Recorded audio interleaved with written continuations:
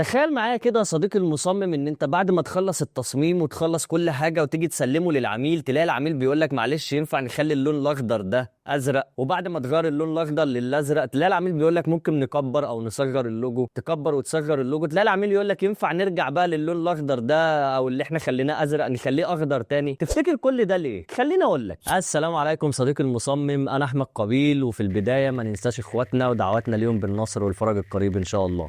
الموقف اللي انا لسه هقولك ده صديقي المصمم ده ناتج عن عدم الاتفاق ما بينك وما بين العميل على عدد تعديلات معين داخل الباكج او داخل السعر اللي انتم متفقين عليه. يعني انت لو متفق مع العميل ان الكل تعديل اضافي خارج عدد التعديلات اللي داخل الباكج هيكون بسعر اضافي، ده هيضمن لك انت حقك كمصمم ان انت ما تعدلش عمال على بطال على ذوق العميل وخلاص.